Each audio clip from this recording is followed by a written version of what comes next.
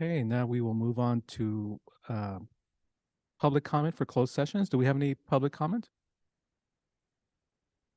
Whoops. Approval of the agenda. Is there a motion to approve the agenda? I will move to approve the agenda. Is there a second?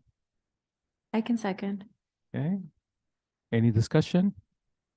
Right, all those in favor say aye. Aye. Aye. Aye. Any abstentions? Motion carries. Moving on to public comment for closed session items. We have no public comment. Okay. At this moment, at 5:02 record time, we will adjourn to closed session.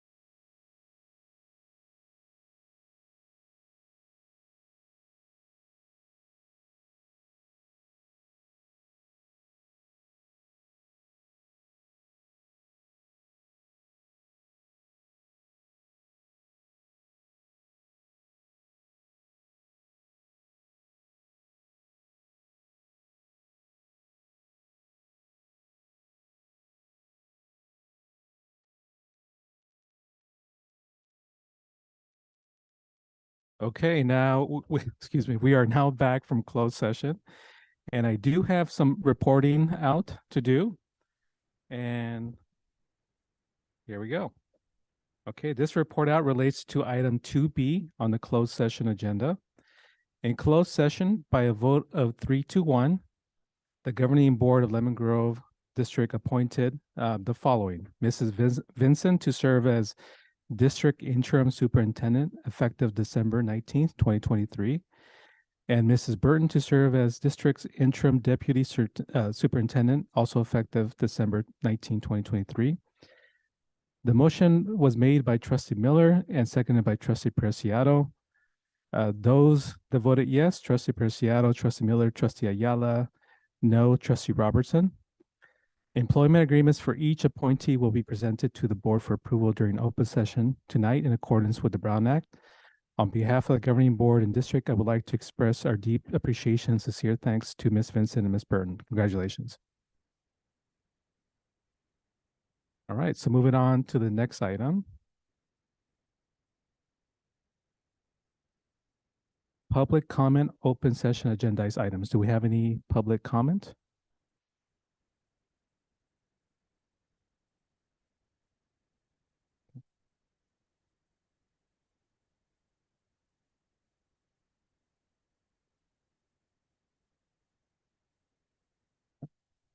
Okay, so moving forward. Governing board member correspondence, item 4B. Trustee Preciado. Thank you. I feel like I've been super busy, but I'll keep it brief. On November 30th to December 2nd, I was able to attend the California School Board Association Annual Education Conference. And they had so many different workshops you can attend. So some of the ones that I gravitated towards were when it came to student and community engagement, equitable access to all, and then some governance strategy and practices. So I attended a community engagement practices for board meetings and beyond. So it kind of talked about like how can we effectively and connect with our community outside of like when we're at our board meetings, and like make those good communications with our communities so that it's not so it doesn't seem like it's not what do you call it, like it's, how do you say, Authentic, genuine? effective? Yeah, so it's genuine. Yeah. And authentic communication and connection with our community. One of my favorite ones was dual language learners and early literacy and TK. So I do have all the downloads and PowerPoint presentations. I'm still waiting on one because I did go to a best practices for nurturing the superintendent and board member relationship workshop. And I'm still waiting for them to send us the PowerPoint, but I look forward to sharing all those PowerPoints with everybody. And then last night I attended the DLAG committee reclassification ceremony, which was amazing. So we had all our sites represented, thanks to our education services department who put it together with our DLAG committee. And reclassification is when the students go from being multi-language learners to not regular, what do you call it? Fluent to, yeah, they're reclassified to fluent learners. And it was really nice to see all the parents. One of my favorite things is seeing all the translators. So we have translators because our community is not just English and Spanish, we have our Somali population, and we had so many different languages that I didn't even know our students spoke. So it was really nice to see all the translators in the room and being able to make sure that everybody was able to communicate and learn about all the amazing things our students are doing. And that was a great night. So thanks. And I think that is everything for me. Thank you. Thank you, Trustee Preciado. Trustee Robertson? Yes, on November 21st, I did meet with Ms. Vincent and just to kind of discuss how labor negotiations were going. And then I also attended the CSBA conference from November 30th to December 2nd. and also attended several workshops. I attended one on workforce housing, because that's a discussion that we've had. I attended a really great one talking about mental health.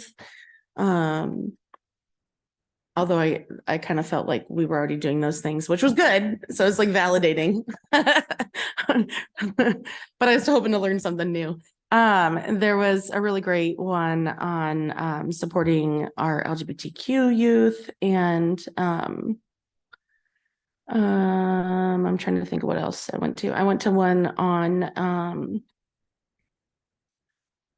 that was basically talking about like contentious times before boards, and it was specifically talking about kind of the political environment where schools are being put in the center of it, and like how to kind of effectively deal with that kind of tension from the dais and what to do. And it was actually a really good conversation and eye-opening, because while some of us feel like there's blatant and racist attacks from certain individuals, it was interesting to learn that people on the other side felt like equally bullied. And I don't know why I didn't think that that would be the case, but that was kind of surprising to me.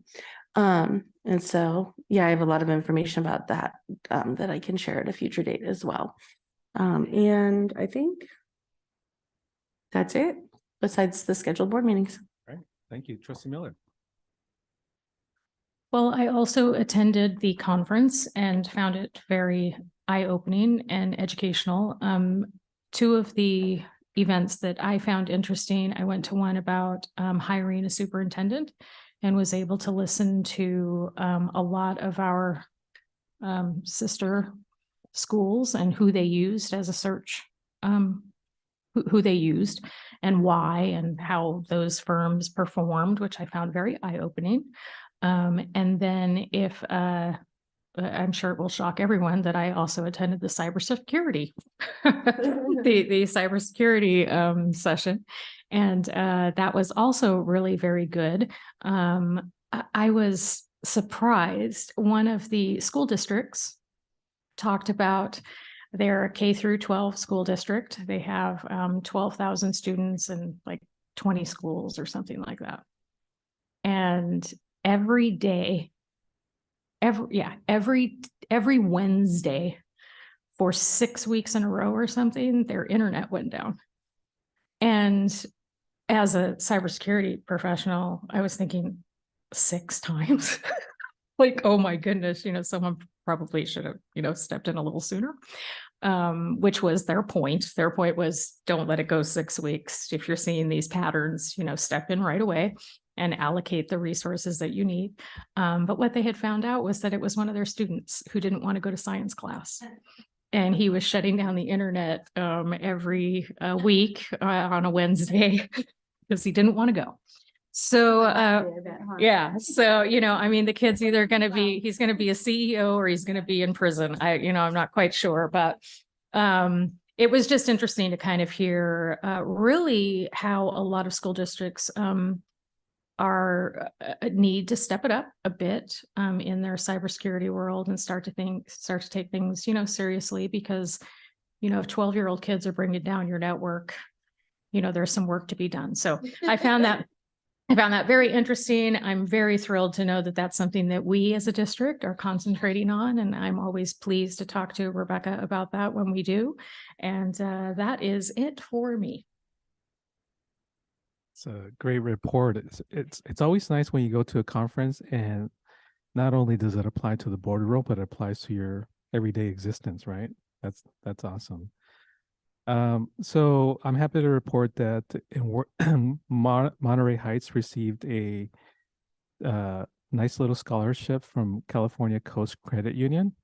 So it's a not scholarship, I'm sorry, grant. They received a little grant. The school applied to work on some STEM work. I saw the opportunity through one of my partnerships, and they applied and went for it, and they got the award. So they'll be using some of that funding to pay for the project, I believe. So that's pretty exciting. I attended the East County Chamber Board workshop on how to be a effective board, and also got nominated to be on their board starting in January. So I'll be on the chamber board, and so that's pretty exciting. And that's part of the waking life part because I work with them from 8 to 5 on a regular basis. So that's nice. I am very happy after, I hate to jinx this, but, or hopefully it doesn't jinx it. So Miss Vincent has been working with Grossman Cuyamaca for close to a year, or not quite a year, but almost a year, on bringing ESL to our district. So having the college course, ESL course here. So after lots of iterations, different procurement, et cetera, that is part of the consent agenda. We're going to be able to offer an ESL course to the parents here in Lemon Grove. So that's really exciting to be able to do that at no cost. So I'm very excited about that. It's a great partnership. I met with the principal of Vista, Miss Yvonne Leone. I love how it rhymes. You know, one thing you learn in like English literary devices, you know, assonance, you know, the vowels, Yvonne Leone. So the vowels kind of just come together. So I had a chance to meet with her finally. And I'm hoping that if we have to use it, I don't know if we'll use it, but we'll use it. We talked about in the past making visual time more clear. So when a person comes up and does their public comment for 3 minutes, you know, sometimes, you know, we'll delegate the timekeeping to the superintendent or somebody else, and, you know, they're busy with other stuff, and then it goes beyond the 3 minutes. So Ms. Flores has a little program that I ran that has a little jingle when they're at 30 seconds. And when they're done with their 3 minutes, it's going to sound like this. If we use it tonight, you'll hear something like this. Oh, hold on, I should turn on the unmute. That's your 30-second warning. It'll ring for about 1 or 2 seconds, and at 3 minutes, it'll keep ringing, and it'll say stop. So Like Tinkerbell. it's like Tinkerbell, and I'm hoping that it gets projected up there. But the whole idea is to really focus on the person who's talking as opposed to looking at the time, and, you know, and has a nice little visual progress bar. So you don't have to be able to listen. You can see the progress bar go away. So I spent a little time working on that, and that's all I have to report. All right, so moving on to action items. Action item 5A, Ms. Stopper. Can we actually push this item back one, as our auditor is currently not available and should be in a few more minutes? Okay, no problem. We'll move to 5B, and it is Ms. Stopper again. Thank you. I'm actually going to turn the floor over to our Director of Fiscal Services, Antonio Garola, to present the first interim budget report.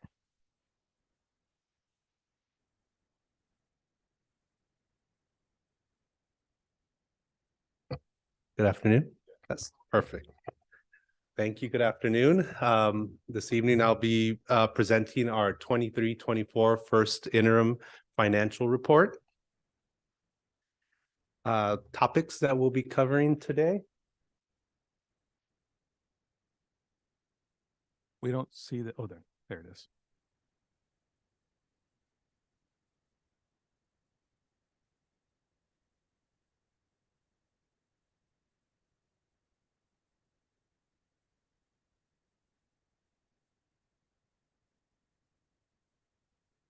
That's pretty big. We can see it now. Good. Yeah. Presentation topics for this evening will be budget revisions, major revisions that were made from adopted budget up until October 31st. We'll then review our net spending projections now that we've added expenditures to our current year budgets and see where we're at. And then we'll be reviewing multi-year projections, which are built off of our current year budget and projecting our expenditures for the out years. A brief summary of major changes that were made. Revenue, we true up our LCFF projections based on current enrollment, attendance, and unduplicated pupil counts. So at adopted budget, we're presenting estimates on enrollment and attendance. And now that we have more accurate and up-to-date information, we update our calculator to true up our revenue. We also recognized our early intervention preschool grant, and we also trued up our special education funding based on projections provided by our SELPA. On the operational side, you'll see that we included the 3% wage enhancement, which was approved for CSEA and confidential and management employees. First interim does not include the LGTA tentative agreement that's currently being worked on. Does include restricted carryover. So we budget any money that was left over from last year for grants or restricted dollars. We'll budget those to be spent in current year. And we also recognized the sub rate savings. We reduced our sub rate from 240 a day to 190.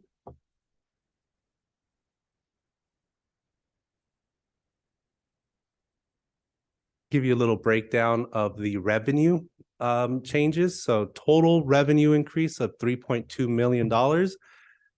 We had a slight decrease in LCFF due to our attendance percentage and also our TK enrollment. We had a large increase in federal revenue, mostly due to our child nutrition equipment grants. So our child nutrition department has been working very closely with our grant writer and been receiving a lot of grant funding. So we recognize that revenue, and we also recognize Title I carryover and federal revenue. For state funding, you also see a large increase, 1.6 million, mostly due in part to our CCSPP, our California Community Schools Partnership Program. We recognized the grant, and we also trued up our Prop 28 arts funding now that we have true allocation amounts from CDE. And we also recognize our early preschool grant and state revenue. And for local revenue donations and truing up our special ed funding based on projections provided by our SELPA for a total increase of 3.2 million in revenue.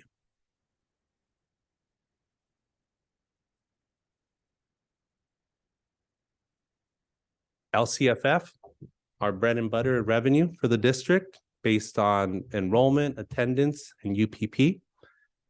Give you a high level overview of where we're at with LCFF, the major factors. We had a decrease in 2% decrease in enrollment. Our attendance percentage is 3% less than our historical average, and our UPP counts reduced or decreased by 0.8%. And so UPP is calculated on a 3-year rolling average. So we'll see the impact of these, the major impact of these decreases in the out years as our 3-year rolling average is calculated. And our next slide will have a breakdown by school site. So we review these factors at a district level and a school site level. And here you'll see a breakdown of the enrollment decreases by school site, the attendance percentages by school site, and also the UPP percentage by school site. I have a question about early childhood. It's 45. Is that's plus 45 on the slide? Yes. So So- TK actually increased our TK enrollment. Is that at all tied to our social media push from what, like 6 months ago, or yeah, do we know? Just- Just curious. Yeah. It increased, but unfortunately it didn't increase to the amount that we had projected. And Okay. the majority of the that LCFF reduction in revenue that we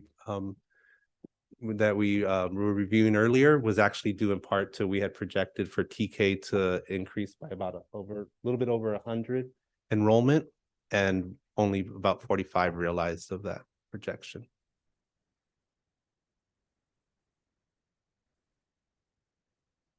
And UPP counts, we're actually still in the process of reviewing and certifying. So at second interim, we'll recognize any changes for our UPP percentages. We've been going through our counts with a fine tooth comb and making sure that everything is accurate. And we actually have been able to identify additional UPP counts. So at second interim, when I come back and present, I'll give you numbers on what that actual final count and the increase from prior year. These are still very preliminary. Even attendance is preliminary. Our final attendance is based on P2, which is reported in April. So still very preliminary counts. The only fixed count I would say would be our enrollment. It's currently been certified. So UPP and ADA are still preliminary. To give you a picture of those factors and the historical trends, and unfortunately you'll see that those curves are slanting downwards. So our enrollment has decreased, so tied to attendance. Our UPP has decreased, which is not unique to Lemon Grove, and the state of California is experiencing declining enrollment. COVID, all districts have been experiencing reduced attendance rates due to COVID. We have bounced back significantly, but not to our pre-COVID or historical levels of attendance.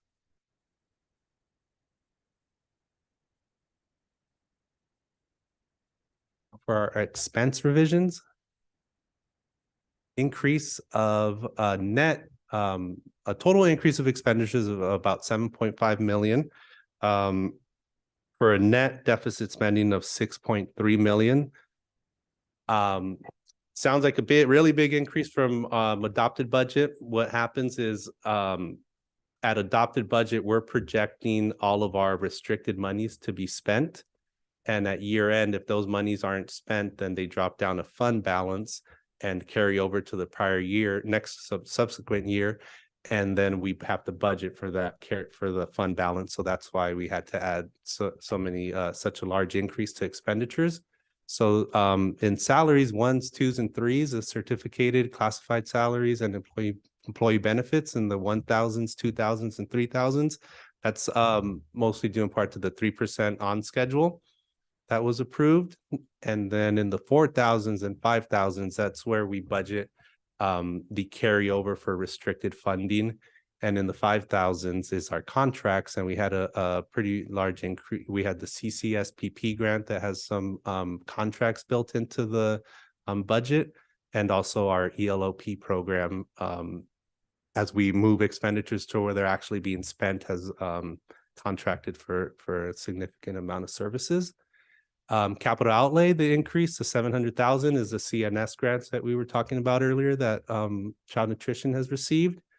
And the curriculum adoption increase was for the history and social science adoption that we approved this year. So those changes net to a net deficit spending of 6.3 million. We're projecting our structural deficit to be roughly around $4 million. So we will have to identify as a district areas to address this deficit. Areas will have to come from the unrestricted general fund and any restricted programs that require contributions. So we'll be reviewing those closely with cabinet and strategizing on how to address this deficit.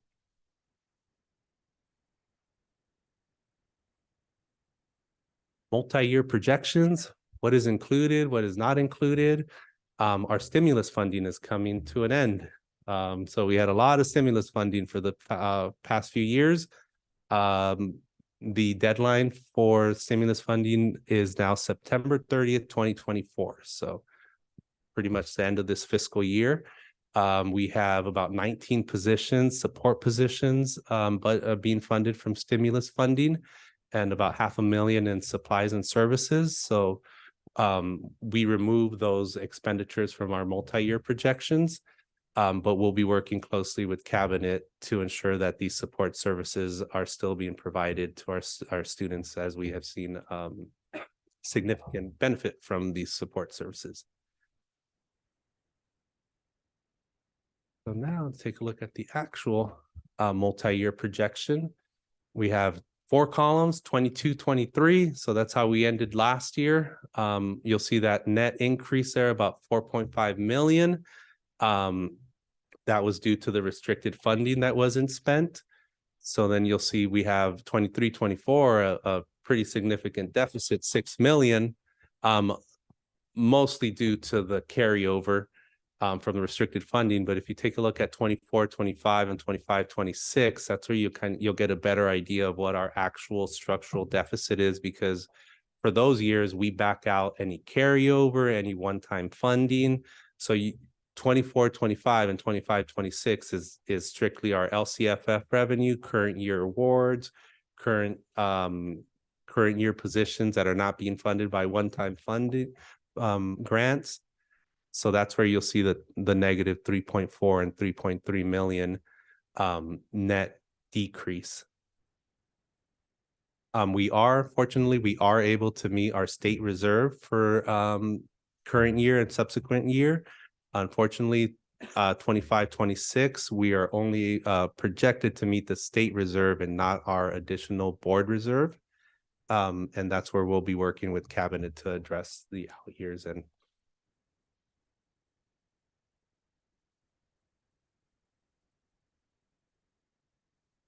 And fiscal outlook for the state. Tax filing was extended. It just makes everything so much more difficult to project. State's still working on projections. If the state's still working on projections, we're working on projections off of projections. So with that all being said, there's a lot of uncertainty. So we chose to depict it by a storm, where a lightning storm, where we're being told you could see the lightning, we can't hear the thunder. We're being told there's changes coming up on COLA. It's not certain yet. The state, this little graph here little cone looking graph is showing you where the state is saying that they're projecting our current year tax revenues to be 26 billion less than projected. But those projections could be 15 million higher or lower. So yes. So we're monitoring the state projections and any forecasts and outlooks that are provided as closely as possible, and we'll keep monitoring and ensuring that we're staying up to date with any new legislature, any new funding that is available to address any of these shortfalls. But the biggest outlook is that the biggest take is that even if there is these variables and we're still going to be under. So that graph on the very left just shows you that regardless, even if they're over or under the 15 million, it's still going to be under what was projected. So the line 0 is showing what the projection was. So regardless if they're off by 50 million over or under, it's still going to be under, which would be the biggest message that we should take from the current outlook. I don't think we should quite be running just yet, but we should be aware that there is a storm brewing.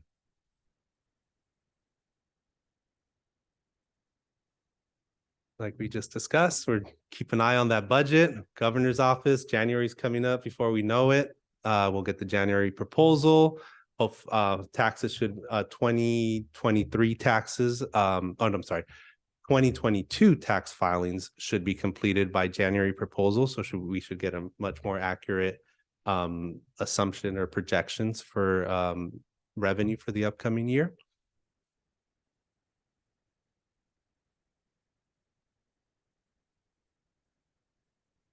Questions? Okay, board members, any questions?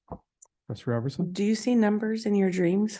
I forget about it. I'm just kidding. No, thank you for that. That was sure he's nodding. Yes, I do. Other board members, any other questions? You know what, one big takeaway, 15 billion is a big number, plus or minus.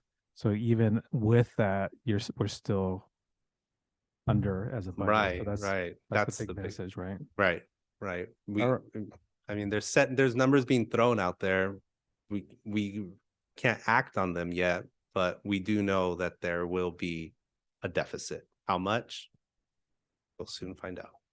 Okay, thank you so much. So this is an action item, first interim budget report.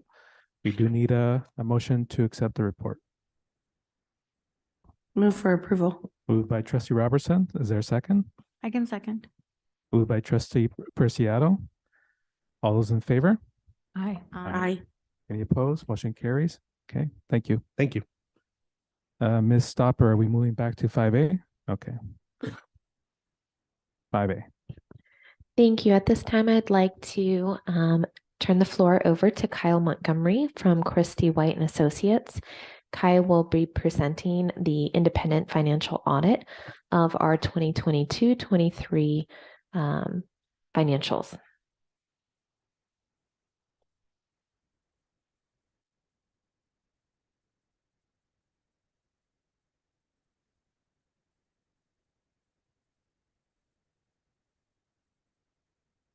All right, good evening, everyone. So I realize that I'm following the first interim budget presentation, looking at the budget for the rest of the year and the out years. So, but we're going to take a step back in time here to the year ended June 30, 2023. I know it already seems like so long ago. But we've just wrapped up our audit for the 22-23 fiscal year. So we'll be going over that report tonight. Specifically looking at the summary of auditors results, which is going to be on page 86 of the report. Go ahead, wait for sure.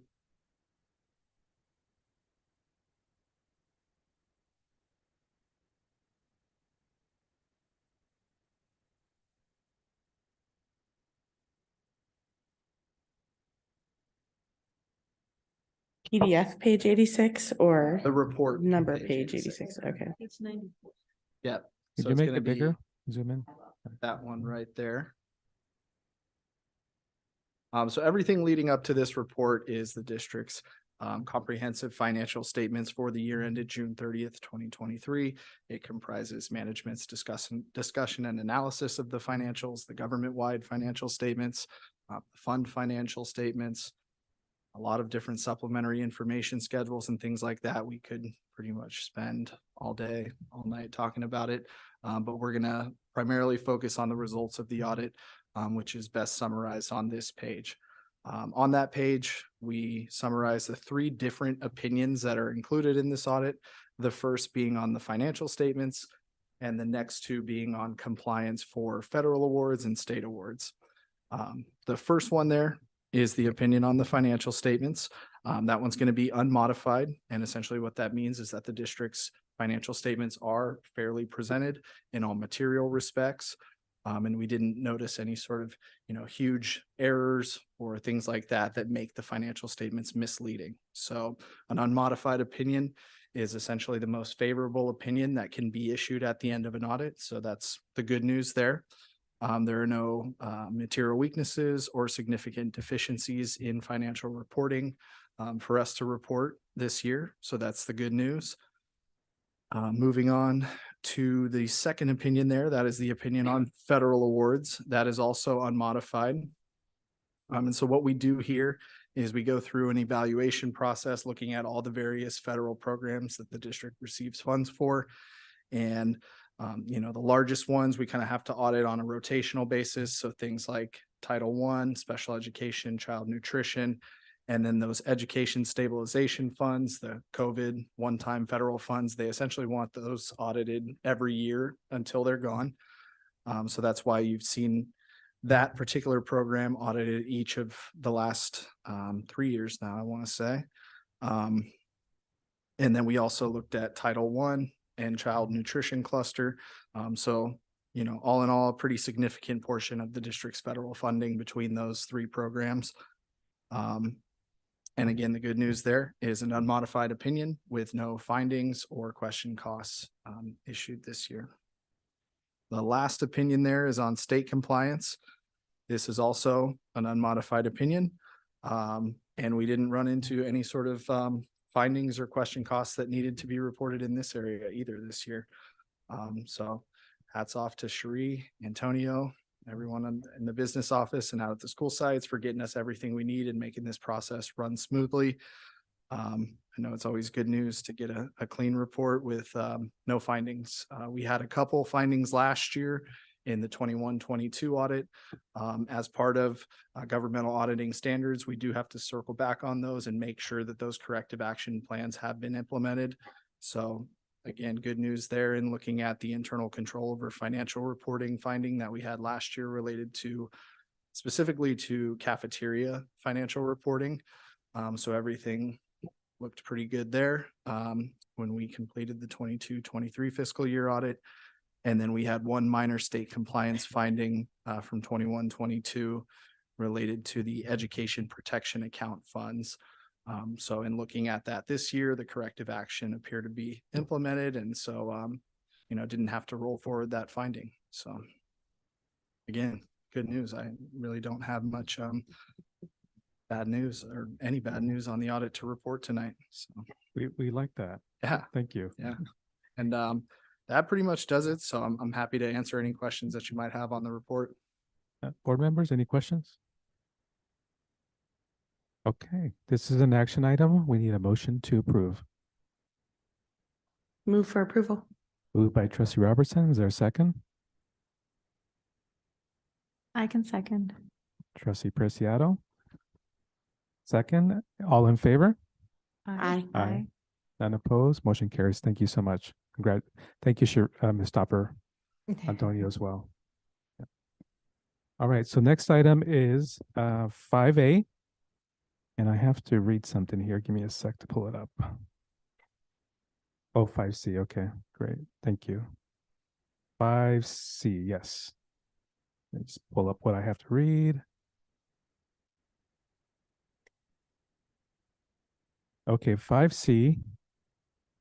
This item is the board's consideration of the recommended approval of the employment agreement for Ms. Vincent to serve as interim superintendent and amendment to her current deputy superintendent contract. So Government Code Section 54953 requires the board, prior to taking final action, to provide an oral summary of the salary and fringe benefits for a district executive during the open meeting in which the final action is to be taken. Accordingly, the following is an oral summary of the financial terms of the interim superintendent employment agreement. The term is December 19th through June 30th, 2024, unless terminated earlier as provided for in the agreement. As for the compensation, the interim superintendent will be paid an additional 10% more than the monthly amount paid to her as deputy superintendent. All other fringe benefits, terms, and conditions of employment as interim superintendent will be as set forth in her current contract as deputy superintendent. A one-year extension of her current deputy superintendent contract through June 30th, 2025. Okay, so I have read that and I need a motion and a second. Can I actually ask a question? Sure. I'm just wondering about, like, does it need to be attached to the agenda item? I spoke to the attorney and he said no, because we hadn't officially voted on it yet, but it will be available once the minutes are done. Okay. Yeah. I had the same question too, by the way. Okay, Yeah, I had the same okay. question. And I just yeah, I don't want it to come back and be like a legal issue. yeah. No, he actually had me make sure I read those parts beforehand. Okay. Yeah. Okay. Is there Then I'll make a motion for approval. okay, motion to approve by trustee Robertson? Is there a second? I will second. Trustee Preciado seconds. All in favor? Aye. Aye. Aye. Motion carries. Congratulations. All right. Moving on to 5D. And I'll read this as well. Okay. This item is the board's consideration of the recommended approval and employment agreement for Ms. Burton to serve as interim deputy superintendent. Government Code Section 54953 requires the board, prior to taking final action, to provide an oral summary of the salary and fringe benefits for a district executive during the open meeting in which the final action is to be taken. Accordingly, the following is an oral summary of the financial terms of the interim deputy superintendent employment agreement. The term is December 19th, 2023 through June 30th, 2023, unless terminated earlier as provided for in the agreement. As for compensation, the interim deputy superintendent will be paid an additional 10% more than the monthly amount paid to her as executive director of student services and special education. All other fringe benefits, terms, conditions of her employment as interim deputy superintendent will be the same as she receives currently as an executive director. Okay, so we need a motion and a second for this as well.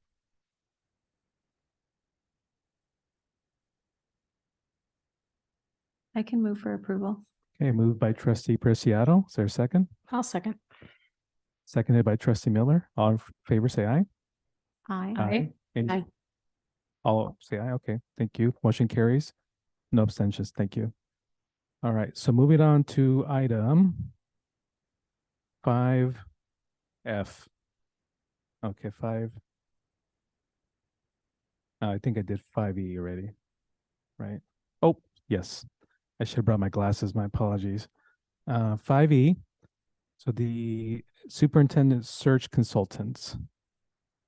So at our last meeting, we agreed as board members to get additional information from the search firms. So those questions are in the board packet that's online. I don't know if you want to read those or if you had a chance to read them, but they are available based on the questions that we all asked and they responded accordingly. So.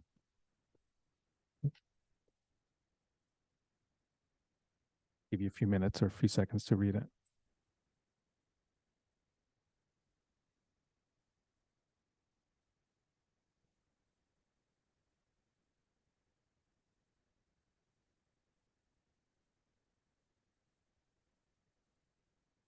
I could read a couple if that helps board members. No, I read them before. I don't know about others. I just was rereading one of them.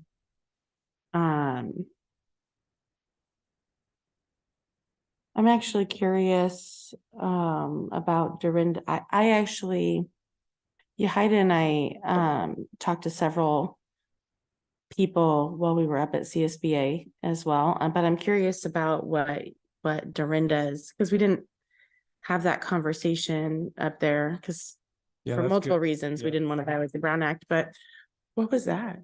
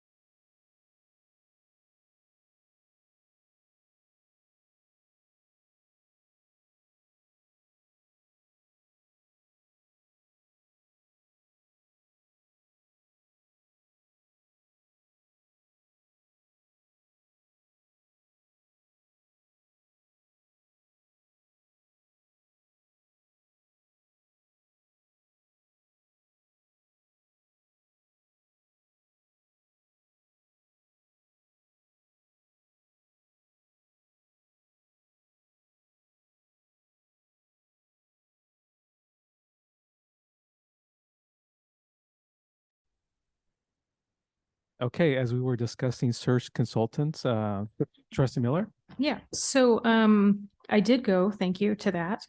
And I heard from people who had thought about using McPherson and Jacobson as we thought about using them. And I believe that we are in the majority in not using them.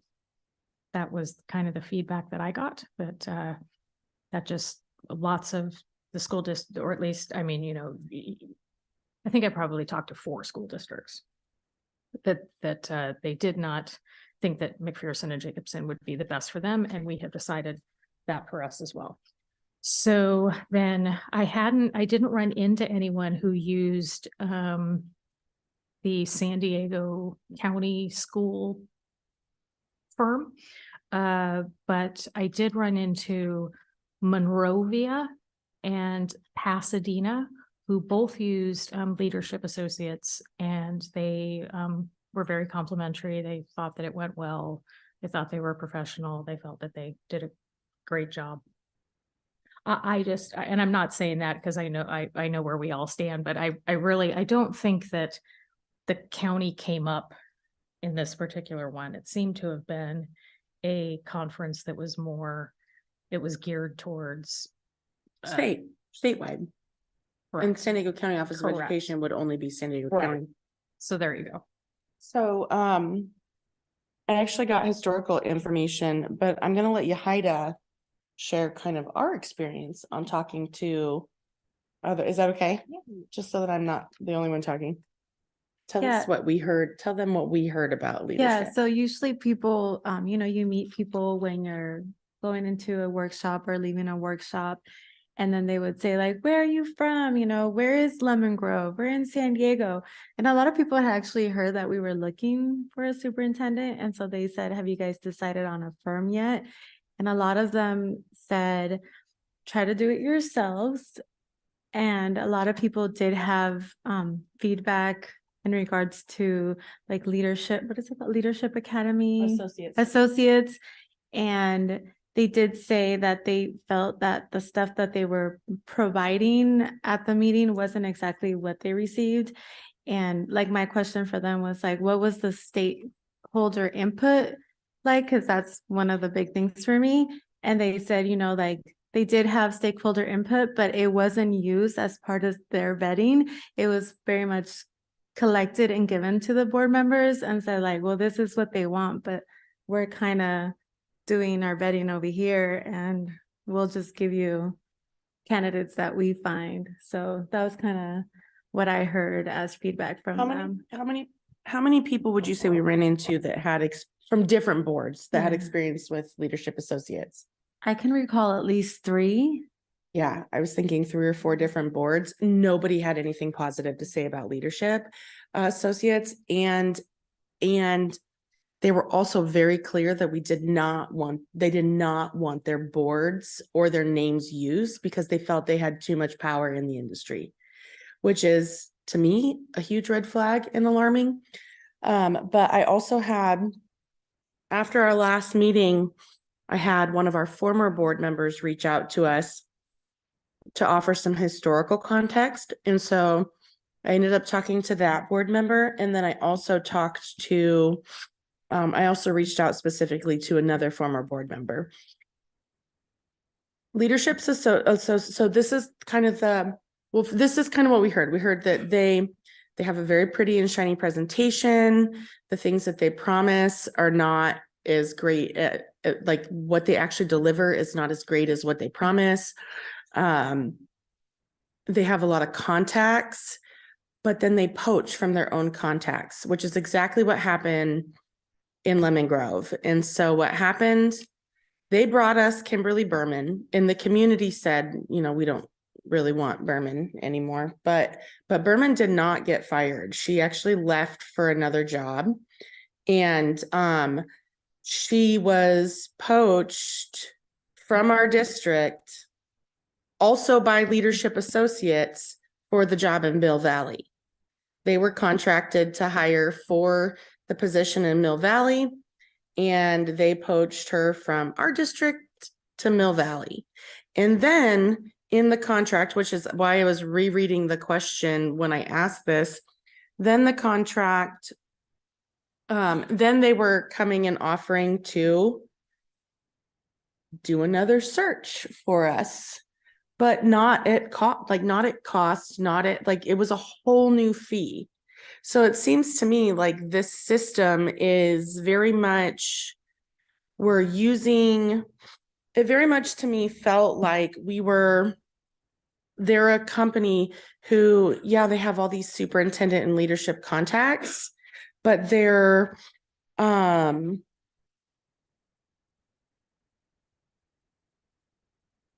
all the same people. So they're just charging districts to move superintendents around to different places. And I feel like everybody that we met actually said do it ourselves. I don't know if we're equipped to do it ourselves. I did talk to a gentleman, Antonio. What's Antonio's last name? Do you remember his last name? I should know it, but I talked to Antonio from the San Ysidro district. Martinez, it's Antonio Martinez. He sits on the board for the San Ysidro district, and he said that they used the county and it was mostly about cost, but that their experience was he had nothing bad to report. He thought it was a phenomenal process. They did a really good job engaging the community. They really understood the needs of the district. I also very much felt because the county did list a lot of school districts, and that was also misleading in like what they said that they worked with, because with San Diego Unified, they really only helped at the very end of the process. They went out and did their own process initially.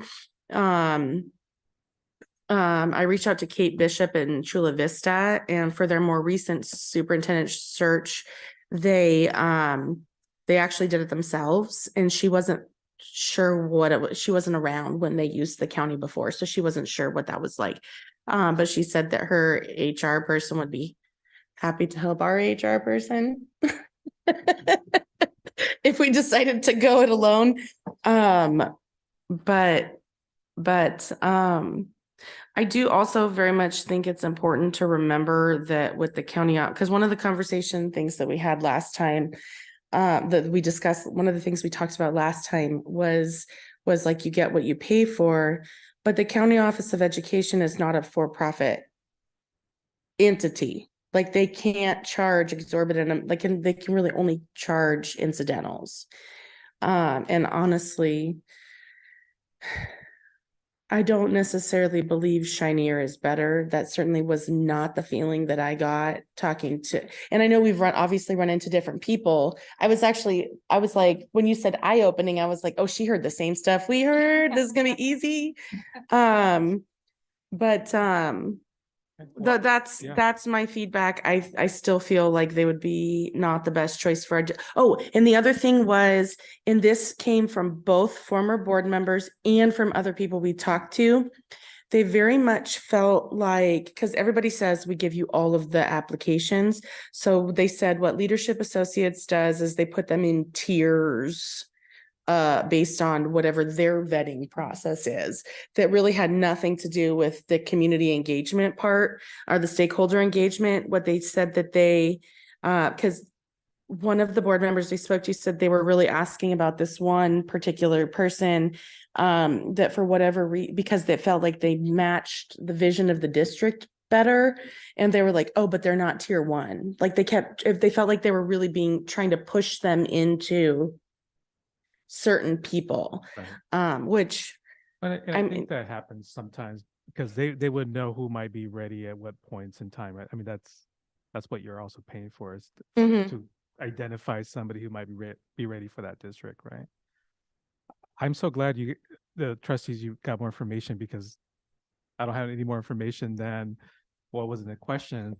And I did hear that, one perspective after the board meeting shared by a couple individuals was, it would be good to have a set of fresh eyes, somebody who doesn't have, because one concern that I have is that the presentation from the county, the person that presented actually worked in the county, but did not share that during the presentation.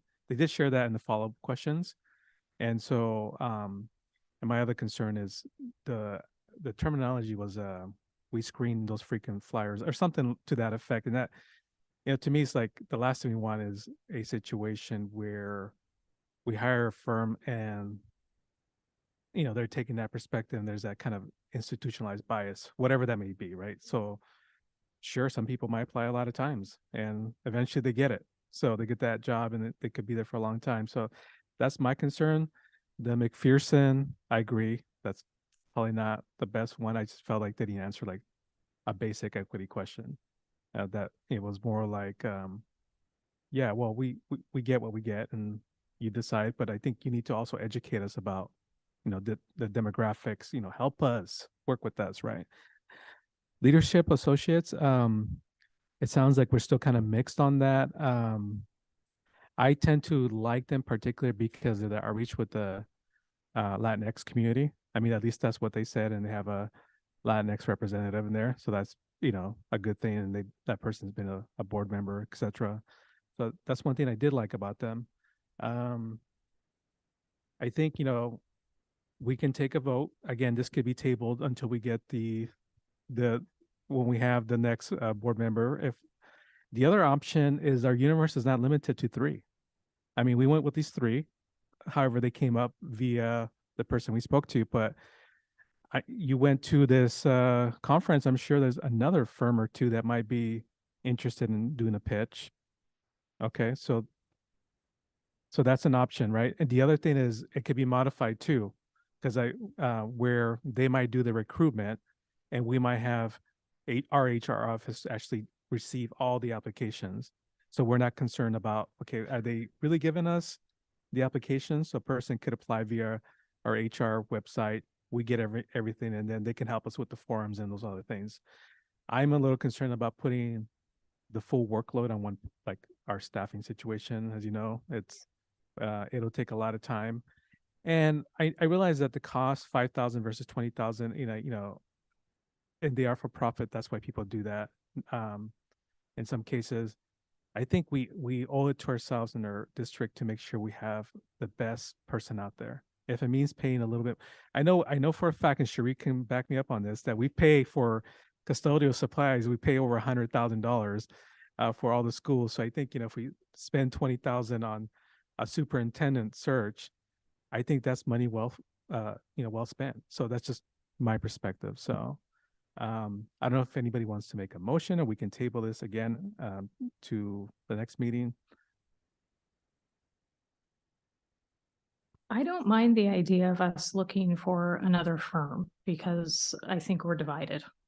I really like Leadership Associates. I still have the same concerns. I just think I just think it could put us in some trouble that it wasn't disclosed that gal worked here and was a superintendent here and did all those things here and knows all of these people. Superintendent. It says I was an assistant assistant. superintendent, teacher, principal, assistant superintendent. So I did ask, Worked with all levels of employees, council, CTA, CSEA, labor reps, and local teams. I mean that, and the governing board. I mean, that's a lot of historical knowledge, which is not bad unless you are so forthright and you say, I screen out the frequent flyers. Implicit bias there. I don't want anybody to come back and say that we weren't fair or that we chose someone who wasn't fair. I don't want that, but I think this idea of maybe having another option. It sounds like you have one. right there. Well, I didn't write it down, Oh, we can reach out. but I can reach out and find out. You probably know some too, because I think. no, we I are- don't. I think we are Everybody divided. kept saying to do it yourself. They're like, don't pay somebody, just do it yourself. That's the only way you're going to get what you really want. Oh, I don't know. Yeah. And it could be modified too. I mean, it could be a modified. Go ahead, Trustee. Yeah, Pacheco. but I don't think we're equipped to do it ourselves. I don't But either. I was also gonna say, like, if we can modify it or work out something, but possibly getting somebody else out here, maybe they will give us a little different perspective. So, I'm not opposed to that. I guess I'm having a hard time understanding how we're concerned because she's talking about weeding out frequent flyers. Yeah, she probably shouldn't have said that, but it is my understanding that when she left the district, she left on good terms. She just left because there was another job.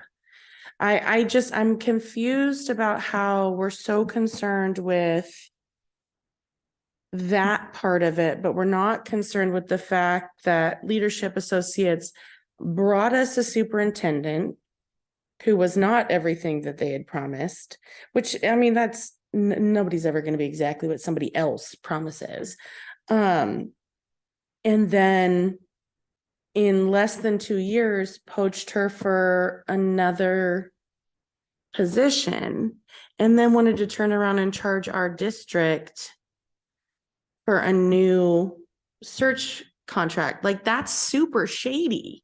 Well, and I think we all agree that based on what you have found, that this is a concern, right? But I think the three that we have are not ones we want to say, please hire us a superintendent. I think we all have concerns with those three, right? I think it might, in our best interest in terms of time as well, let's see who else is out there. I'm pretty sure three is not the only number out there in the whole universe when it comes to search firms. Yeah. You know, we received the three via our, you know, our contact, but that's just one person, right? So I think if we're okay with tabling this for, and I'm not entirely sure that even getting another firm might land us in, you know, in the majority, right? I think we're also going to need that other board member in case we don't land in the majority and choosing. Yeah, to decide. Yeah, yeah. I don't think we're gonna. Right. Well, it's not horrible for a new person to be involved in that process. No, I agree. You know, they have to work with the person. Right. So for item 5A, I'm sorry. So I'll make a motion to table to what, I'm gonna do it correctly. Is it postpone or table? I don't think we need a motion. Right now. Approve the agenda, so we can either vote it down. Right. I think last time it wasn't a motion, it was a motion, an action item. But because we just decided not to vote on it, then it carried forward. So we would be consistent with what we did last time, which is we just carry it forward to the next agenda. We don't need to vote on it. I'm pretty certain about that. I think with parliamentary procedure, we're supposed to, but I don't think anybody's gonna make a big deal about Yeah. it. So I think we're Are okay. you okay? All right. Let's move on to 5F. Board schedule. So this is a revised board meeting date, so adding the 19th for the provisional appointment. That's the only change as far as I can tell. And it is a action item. This is this year's updated schedule, right? Yeah, Right. adding next week's meeting. Right. I would move for approval on that. Moved Yeah. by trustee Robertson. Is there a second? I can second. Those all worked for me as well. Seconded by trustee Miller. All in favor? Aye. Aye. None opposed. Motion carries. Amended board policy 3100. Ms. Vinson. Yes, thank you, board members, and thank you for your confidence. Presented for you today is the reduction of the reserve of 1%. This is board policy 3100, which is amended for the 23-24 school year. The reduction of the reserve will help to support some of the cuts, the intended proposed cuts. Any discussion? Any further discussion? So this is an action item. I'll make the motion to approve. Is there a second? I'll second. Trustee Miller. All in favor? Aye. Any opposed? None. Motion carries. Okay. Item H, process for filling vacancy of Lemon Grove School District Board of Education. When I looked at this reminded me when I went through the process. So looks very, very much the same. Very further discussion on that. I didn't see. Is this anything the different. same stuff that so this is the same thing that we looked at the last meeting, correct? For the most part? This is I can't remember what I don't know if we looked at it at the last meeting or not, but this mirrors what I went through when I got my provisional appointment. Yeah. Yeah. Way back So- when, like years and years ago. So I would actually ask, and I don't know if we could do this. We obviously have to like vote on this today. Because I'm gonna just be honest, like when we left the last meeting, not last meeting, but the meeting in November, I was under the impression that we were going to be having and so this is actually, I think, meeting process, right? Like for the Mhm. actual Right. meeting. But I would just ask that we leave the application open as long as possible, honestly, which I think is Thursday, because I think we have to post applications, right? Like as part of the agenda. Right. Is it a special meeting where it's only 24 hours, or do you know if they, Mariana, if they have to be Michelle can 3 answer that. days? Let Michelle answer.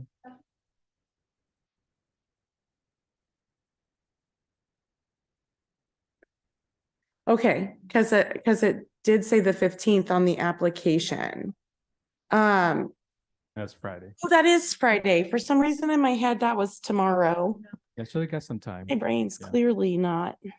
And I know awake. it's the first thing that that person sees when they go to the website. Like, oh, you can't escape it. Actually, But I don't think we've Yeah. put it out anywhere other than to the parents. Right. Because I got it.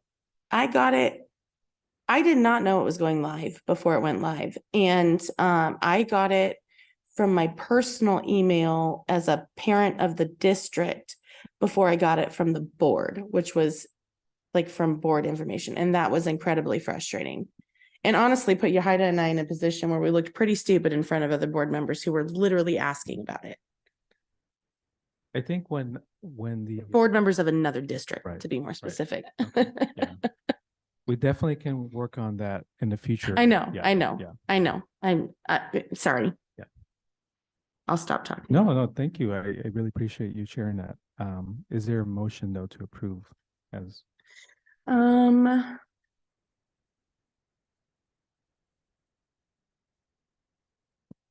I'm wondering if we should put something in this. I mean, we've only got one application, but I'm wondering, like, what if we suddenly get like 15 more on Friday, you know? If we want to somehow in this reserve the option to adjust. don't I think- mean, 4 yeah. questions. So we each get to ask one question. Right. And that's what happened. I guess last that, year. yeah, okay, yeah, I guess that's not bad, even if we have 25 people to interview. Yeah, it should go fairly quick. Do we want to talk about because when we did this before, we did it under a, can't think of the word, ranked choice voting kind of a thing. Do we want to It- use that same method? It's in there. It's in and there, yeah, it's we in have- there. We have a Yeah. few options. We Where have is that? we have slide 4. So we have Robert's Rules of Order, ranked choice. Yeah. Voting. And, That's our and options. those are our options. If we have one person, then there's no ranked choice. Yeah, right, that makes sense. Yeah, but we have it there in case we do have a lot of people, Mhm. hopefully anybody's listening, to see somebody apply.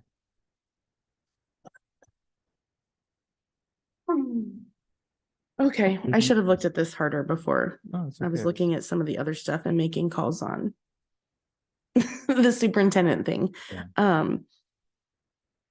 I'll move for approval. Okay, moved by trustee Robertson, I'll second trustee Ayala. All those in favor, say aye. Aye. Any Aye. opposed? Okay, motion carries. All right, thank you so much. Next item, adoption of times, dates, and locations of regular board meetings. So this continues, as far as my read of it continues. Oh, this is for the next year, right? Yep, 24. So this continues our regular Tuesday meetings. Doesn't include any special meetings, etc., but mostly regular meetings. And this is an action item and Wait, is this the, for 2024.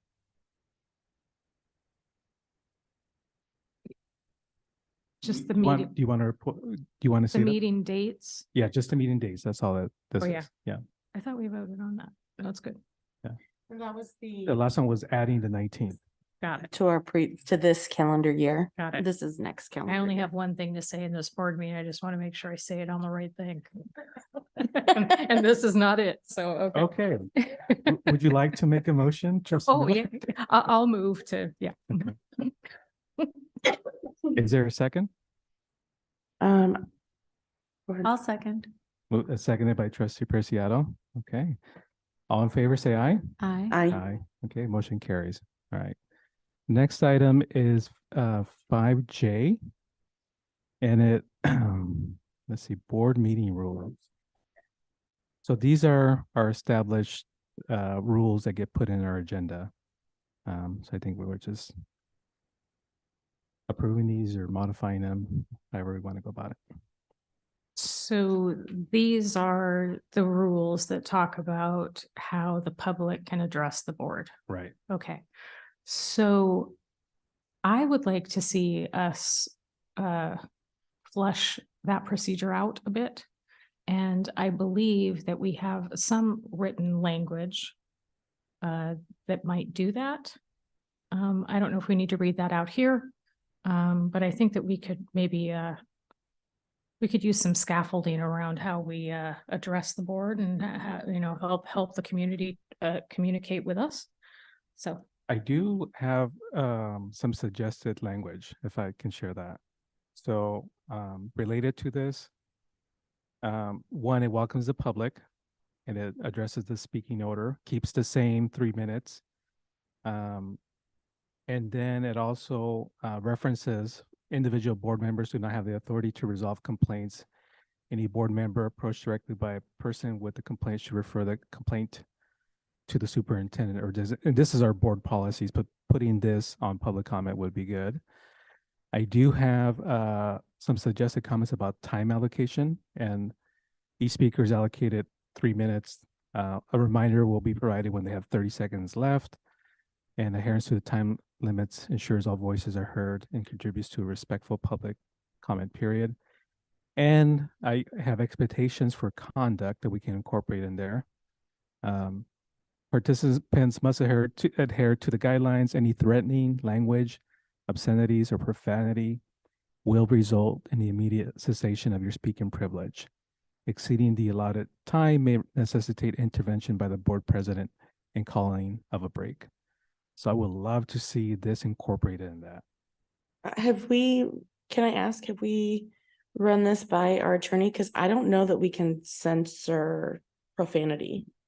I know that probably to some people listening, that probably sounds ridiculous, but I think we can, I think the things that we can literally stop are legitimate hate speech and threatening remarks. And I think that's about it. So I did run it by the attorney, and if it results in disorderly in a disorderly meeting where the person's cussing, yelling, profanity, there's kids here, we need to intervene. Otherwise, we're not doing our job, or the chair president is not doing their job in managing the timeliness and the order of the meeting. So I could run this again based on that conversation and say this is where we landed. And then I would just like clarification on whether or not we can actually stop someone for use of profanity. Because it is my understanding with the Brown Act that they could literally come up here and call us all whatever they want. well, I think it says any threatening language, obscenities, or profanities will result in, they can still do it. They can't continue speaking with the microphone. Yeah. Okay. Yeah. I mean, can we just But I make will sure, double I check. don't want us Yeah. to stop somebody and then have a Brown Act Yeah. violation based on that. My preference would be that we, obviously sometimes children are here, like that we don't. Like my preference would obviously be that we don't have that on the mic, but I also don't want to be the people who are censoring the public. Okay. And violating the law. Right. So I think, Specifically ask about the profanity. right. I know hate speech and threatening, we can stop. That I know for sure. So I'll do that. I think for the motion, let's approve it with guidance. With the guidance, being, let's look at the language that I read and see whether it violates any Brown Act. Is that part of this? No, but that was what I typed up for this conversation. Okay. So then are we suggesting that we approve this and then as we finalize this, amend it and add it and reapprove it? Right, once we get Okay. council. I also just wanted to reiterate that I'm hoping that those rules go on the actual slip. They will. That Oh, and the they- slip as on well. the actual Okay. slip that people fill out. And then Trustee Preciado had a great idea too about, what was that great idea you had? Yeah, so in one of the workshops that I attended, it was like, like running your board meetings, and it was kind of like educating your community on how to communicate with us. So part of it included like, like sharing the information where they sign up, so it's like big and they can see it. And also maybe like when we're in closed session, it could be like a little slide that's rotated in the, like, Yes. we're closed Good for, idea. closed for session. So if they're sitting here, they can see it, and then they know what the rules are, they can see it. And Yeah, it's a great idea. Great idea. And I think we also want to be able to turn off that microphone, right? Remotely. Yeah. Yes. Yeah, like an audio kill switch would be good. I also think I like the rotating rule idea on Mhm, there. I think it mhm. should be clear also as part of that like we cannot respond. Like we can't, like this isn't a town hall. Right. Please don't expect the board to respond. They're literally bound from responding by the Brown Act. Yeah. That's a That's great point. That's a Yeah, great and point. I think that's where we need to communicate that in writing and publicly when we announce it. That's Michelle. And it has to do with agendized rules. Getting all that, Michelle? All right. Rules of agendizing. And do we ever want to have any option for the board to waive 3 minutes? Like if Helen Ofield shows up, do we not want to waive a minute for Helen? You know what I mean? Like, do we ever want the option to waive the 3 minutes is all I'm well, saying. in that same workshop I attended, they say that if you do it for somebody that's Yes, doing then something you're in nice, trouble. then you have to do it also for somebody who's here not to say nice Okay. things to you. All right. It's only fair. Sorry, But that's Helen. also only if I mean, sometimes it's only, like when Helen comes, it's almost always only her and it has to do with the presentation That's true. she's You're right. part of. You're right. But, I would say, I agree. Like, I think we can pretty much do it at will. Mhm. But obviously, if we have like 35 public commenters on something, we're not going to want to do it for anybody because then we have to do it for everybody. Right, right, And that could have us go all night long. right. Yeah, when I was in my little workshop thing, people felt divided on it too, so. Yeah, but if there's only like 4 public commenters, even if they're bad, like if we give somebody 4 minutes, it's not gonna be the end of the world to give everybody 4 minutes. So I think that's all good feedback. We'll run it through our legal counsel to make sure we're compliant. We do need a motion to approve this, though. I'll make a motion to approve. Is there a second? I can second. All in favor, say aye. Aye. Any opposed? None? Okay, motion carries. Thank you. Michelle did take a lot of notes and it is recorded, so Thanks, Michelle. we'll follow up. Okay, appointment of board representatives to committees. This is the fun. We get to choose our committees for next year. So, Or we get to fight for them. all right, so anybody interested in certain committees? Do we want to just go down the list and say who's interested? And then ones where there's more, we can have a further discussion Great at idea. the end. Great idea.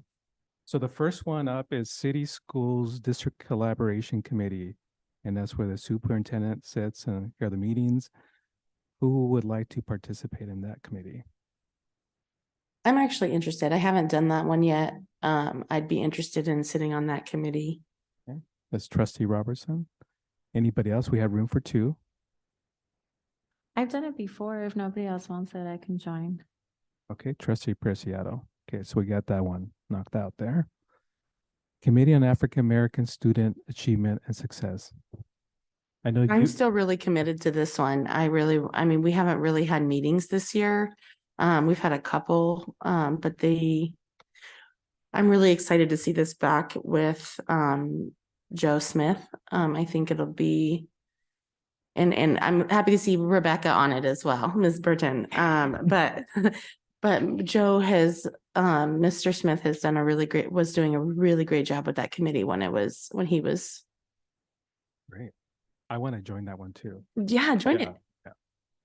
Great. So you have, We should remember, I'm wondering if we should remember The new person. the new person, or do we want to, or we can always open it up to a conversation if they like really want to be on certain committees, that's a good, because we don't know who's going to apply. that's a Like if we end up appointing somebody of color, they may also really want to be on it.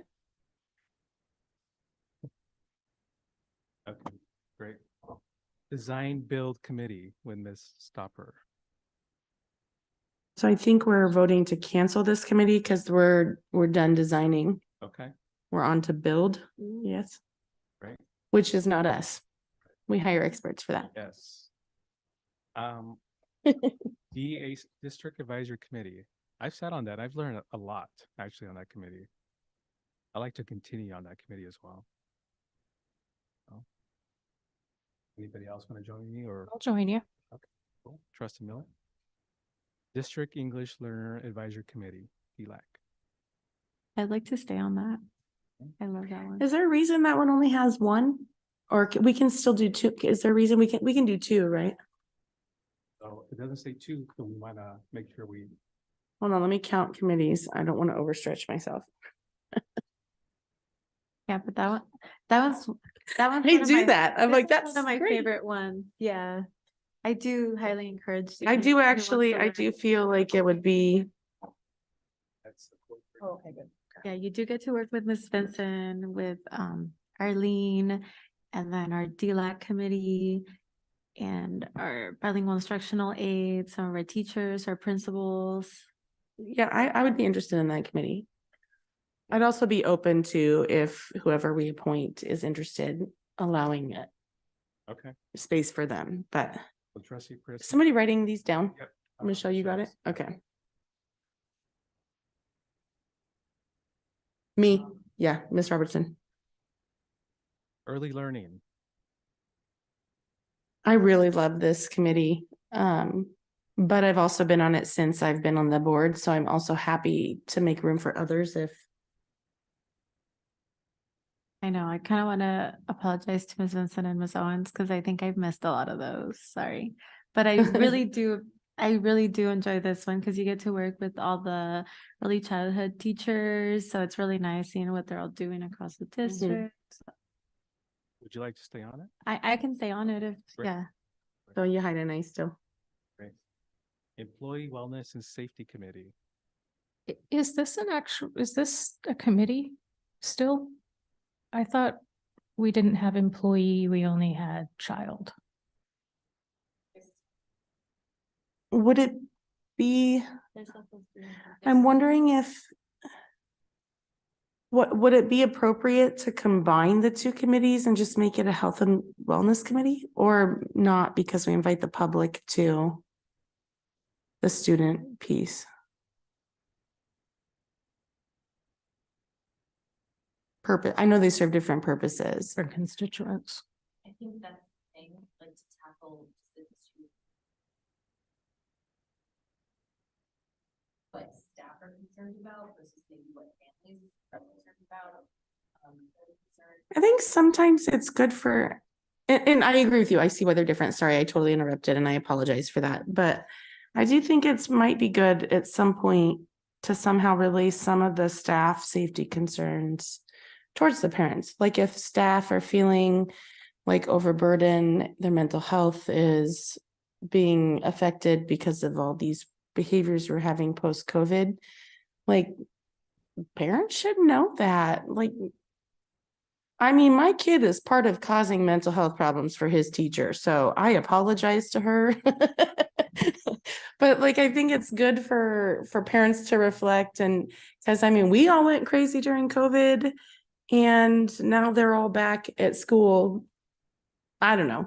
So maybe I'm thinking, as a follow-up. Yeah, maybe. propose that to the- yeah, I don't know. Anyway, I'm gonna stop talking because I think I'm just rambling now. You, Trustee Miller, you mentioned something about being on that committee? or- Oh, no, I like the Student Health and Wellness Committee. Okay, Not that I don't like the other.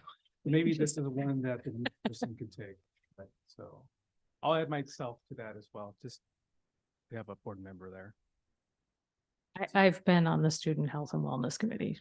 This committee talks a lot about benefits, yeah, but does it also talk about more safety concerns?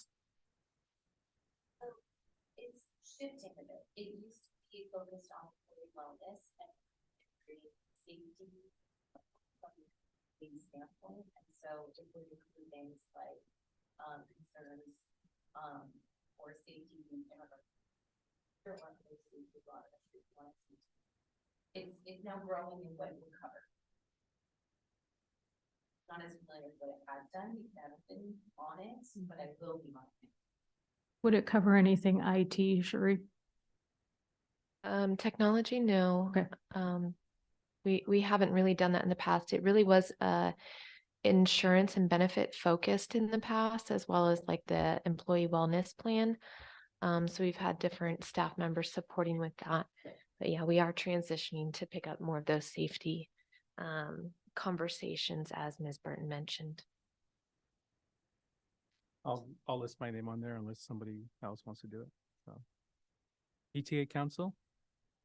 I'm currently on the PTA council and I do want to share to everybody that's listening, if you currently serve on a PTA board in one of our schools, we really need parents or leaders to step up to our district count or our PTA district council, because we might have to disband. But we were able to update our bylaws and now it's only 3 meetings a year instead of I think we used to have like 6 or 7 meetings a year. It was like every month. So I really hope that more of our unit leaders join us so that we don't have to disband. And if nobody else wants to do it, I can stay on. You sound perfectly qualified for it. Uniquely qualified. All right. Special Ed Advisory Committee. Can I actually, yeah. before we move on to that one, tell me more about what the district PTA committee does. Yeah, so at every site, we have our unit PTAs and then they have like a president, a vice president. So our unit or our district council PTA is like where all the leaders, so every unit sends somebody from their leaders to our district meetings. And then in our district meetings, we're able to discuss like, these are approved vendors. This is, like these are new rules in regards to having events at our school. And, just kind of like insurance is due, taxes are due. You need help doing your unit taxes. Like oversight This kind is of a stuff. good time. Yeah. So Yeah. it's like oversight to all the units. We haven't had a great response from since coming back from COVID. It's kind of been a little slow getting it back up and getting unit leaders. And I think it's been the same at every site where everybody's having issues filling their PTA positions. I know some PTAs are amazing. Like I know Vista La Mesa, Monterey Heights, Mount Vernon, like they're very active. And a lot of them have like parents who have been there for a long time. So sometimes they'll like not come to our council because they already kind of know. But we do have like a Founders Day celebration where we meet with all the units and we honor all our amazing volunteers, and they get to pick whether they want to, do a parent, a staff, and it's always really nice. We always have like a guest speaker come from either like the county or the city, and it really is a lot of fun, and it really is like mentorship and trying to get them to get more leaders, and it's to make their PTs run easier. Yeah. It is a lot of fun. I know, you should. You Do should it. join us. So I don't know if you guys do know, but I love PTA. So I did serve on the California State PTA, but my term ended. And this is how I started getting involved in the schools. And when my son was in preschool. So that's how long I've been in PTA. So I love it. Yeah. I would love to do that again, and I will be better about making the meetings this year. I think I missed like 2 of them last year, so I apologize for that, Becky. Health and Wellness Committee. That's one I would like to take. I have enjoyed it very much. It looks like there's out there as well. So It is I count committees again.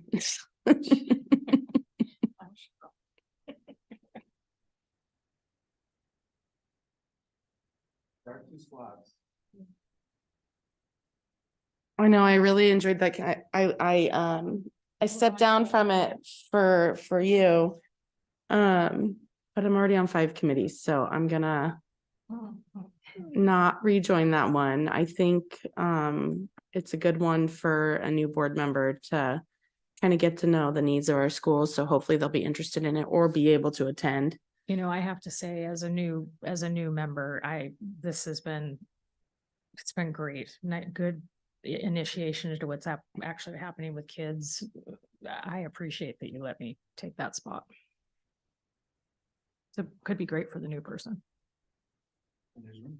And there's room. If they don't take it, I might take it, but I'm gonna leave it open for them.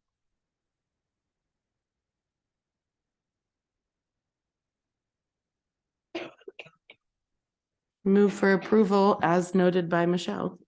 I'll second. By trustee Robertson, second by trustee Miller. All in favor? Aye. Aye. All right, motion carries. Great. Next up is our annual board officer election. So you want to click on that? There we go.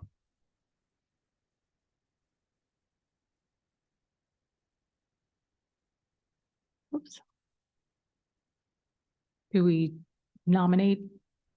Yes, you can nominate. Can I just give some historical context? Because I do want to say that typically the way that it's been supposed to work is it is a rotating thing. And just like Javier got pushed into it early, it is that happened to me when I was, because I was the vice chair and was pushed in early. And then, but it usually is the vice chair running for the president, and then it's like a rotational basis so that everybody has the opportunity. I don't know if Yahida is interested or not, but I do feel like because of somebody who maybe didn't understand that, I feel like she was kind of not given that opportunity. I don't know. Are you even interested in chair? I mean, at first I was, but I think Javier has been doing such a great job and then transitioning that I think he's already there and maybe he can go ahead. Well, and finish. then I don't know. I don't know how you felt if you wanted to move into vice chair or not. But I mean, I really want you to have the opportunity to like be that leader. I feel like is being vice chair. I mean, I think that's Yeah. something that we can really do is like show among ourselves, like lifting each other as leaders. And I want to put you back in, my preference would be to put you back in rotation if that's something that interests you. Yeah, I wouldn't mind being vice president, but I also don't want to jump in front of Dorinda and say like, Well, I was just concentrating on the first line, Yeah. which was president. Yeah, let's yeah, take it one And position at a time. yeah. I think I nominate Dr. Ayala. I think Mhm. he's done a great job. I think he's, it's gonna be rocky. And I think he's got a real, he's got a calm competence about him, which I appreciate. Yeah. And so you get my vote Oh, and thank I don't want you. it. Well, and that would be the natural rotation too. And so that would, Yeah. that's what I mean. That's what I mean. But because Yahida got skipped over last year, that's why I was bringing that conversation full circle. And I will, But- my commitment is to serve the full year. That's Yeah. gonna, Oh, good. yeah. Yeah, yeah. the full That's year, always like- positive. Yeah. Thank you. Thank you, trustee Miller. I think I'm laughing too hard at that, but So it sounds like that's a motion, right? Yes. Is that how we do we? Yeah. we could do it all at once or we could do them separately. Let's do them separately. That way. Okay, well, I nominate Dr. Ayala for president for this coming 2024 governing board officer election. I can second that. Awesome. Moved by trustee Miller, seconded by trustee Robertson. All in favor? Aye. Aye. Thank you. All right. And I think you're supposed to abstain from that vote, are you? I don't know, maybe so you're not. actually, you can vote. Yeah. Oh, vote for yourself. Yeah, I That's guess. good. I don't remember now. Yeah. Now moving on to vice president. I have been vice president before when I was the board clerk and then we were moved up. Oh, In the Well, line. I see. I mean, that happened I mean, I feel like clerk is always something that somebody's just like, yeah, I'll do it. But I don't know if, But I'm the clerk. I know that. You were like, yeah, I'll do it. And you kind of did the same thing. You were like, yeah, I'll do it. Yeah. It was fun. I mean, I learned a lot working under Cheryl, but I mean, if it's okay, I would love to work with Dr. Ayala. Unless Ms. Miller really wants to do it, then we can stick with the current rotation. I really wanted to do it. Let's rotate. I mean, I know you've Yeah. served as clerk, trustee Yeah. Preciado, but we can add you as clerk as well. And then we can go through the whole rotation like we initially. Like it should have been done in the Yeah. first place. Yeah. Yeah, that that's makes fine. sense. Right? Yeah. Okay. So I move to approve trustee Miller for vice president. Okay. Is there a second? I can second. All in favor, say aye. I. Aye. Okay, and I will motion to move trustee Preciado for clerk. Is there a second? Absolutely. Okay. I there's second. Second, trustee Miller. Okay. Okay. All in favor? Second. All in favor of appointing trustee Preciado as clerk, say aye. Aye. Aye. Okay, Aye. great. Motion carries. No abstentions. Okay. Moving on. Thank you so much. Moving on to.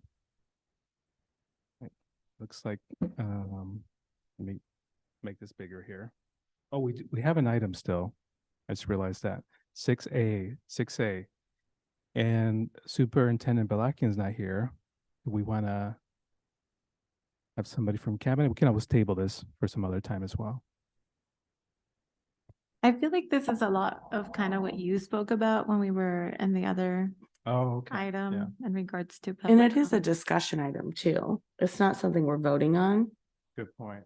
Okay. Well, I think we discussed it and we're moving forward then. Future agenda items.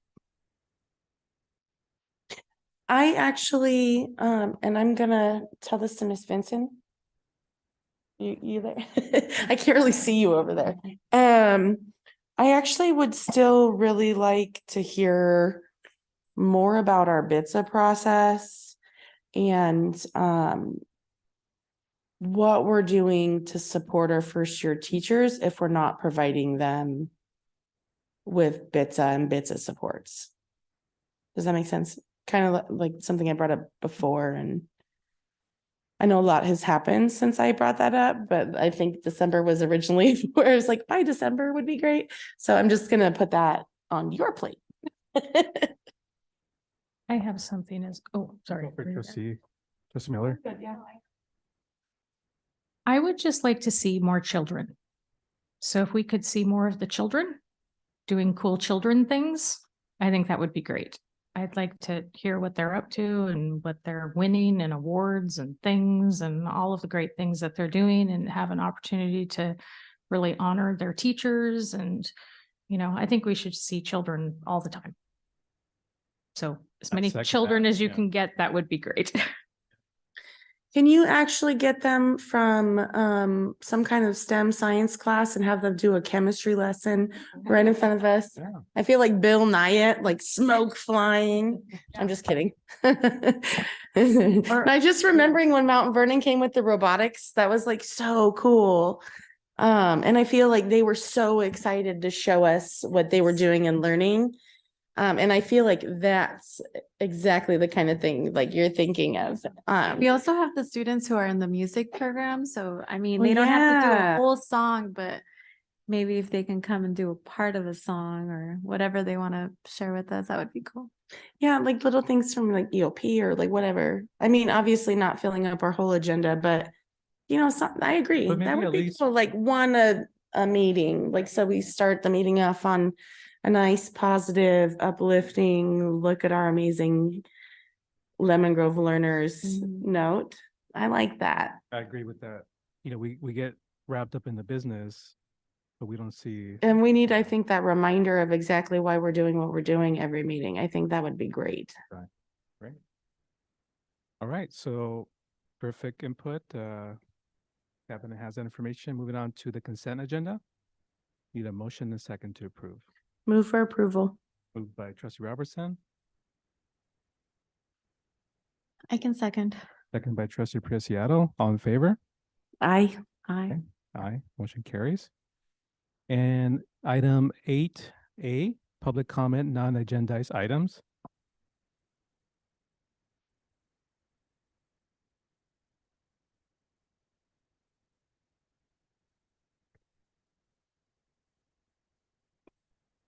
And that's her last name. No, okay. Okay, great. Thank you. All right, so in terms of public comment for non-agendized items, you will have 3 minutes. And Ms. Flores, are we going to be able to pull up the timer? Okay, hopefully it works. So you have 3 minutes, you'll get a 30-second warning, and then you'll hear a bell at 3 minutes. So first up is Ms. Lay.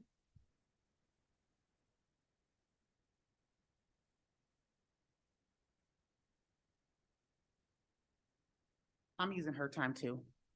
Do you want me to stop at 3 minutes and then take my daughter's time or have her read what I Is your finished? daughter gonna, oh, so It's only me. that's I fine. just needed more than 3 minutes because I always get nervous and stutter and fumble my words. Can we reset the clock? We'll give you 3 minutes there.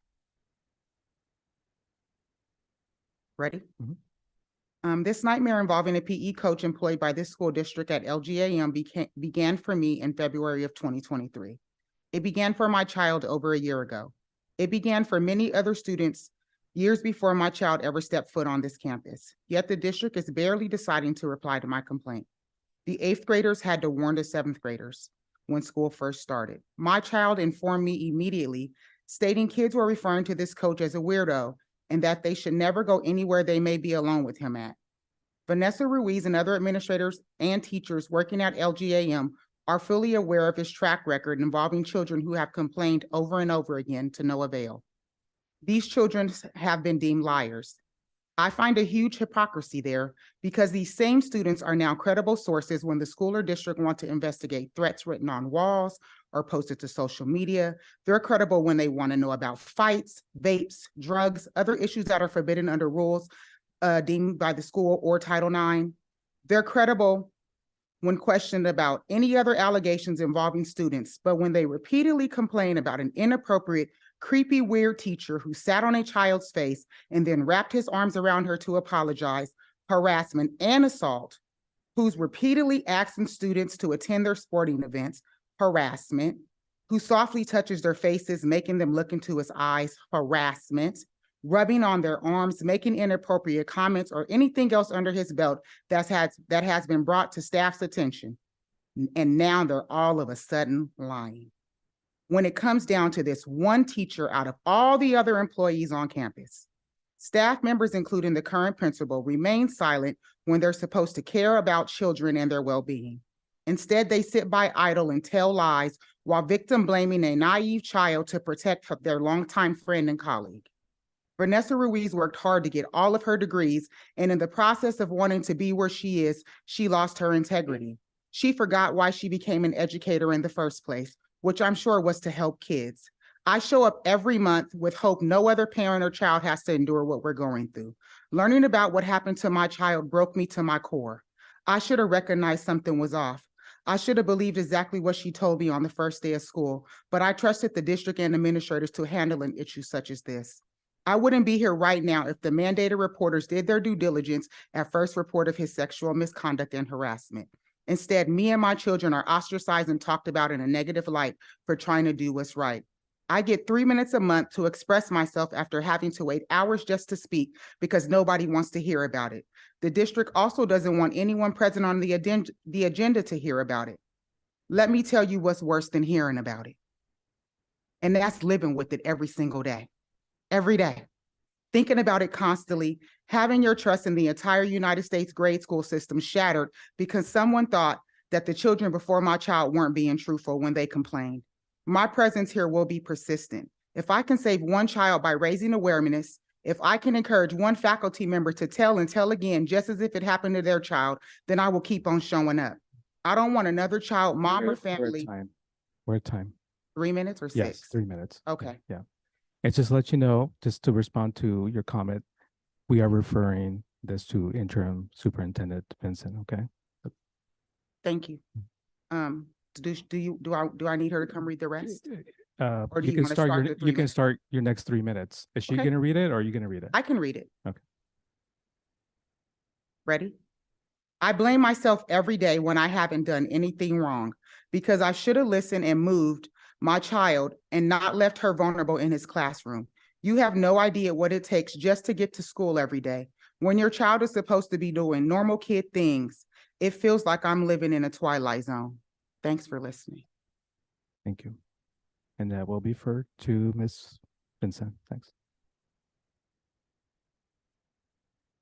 Okay, so item 9A, this is adjournment. We are adjourning at 7:45. Thank you.